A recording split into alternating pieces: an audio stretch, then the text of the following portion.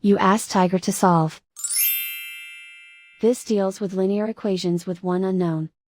The final result is x equals 82/9. Let's solve it step by step. Simplify the expression. Group like terms. Simplify the arithmetic. Group all constants on the right side of the equation. Add 43 to both sides.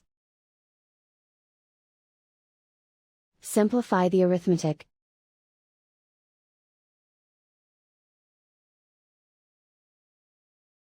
Isolate the x. Divide both sides by 9. Simplify the fraction. And so the final result is x equals 82/9.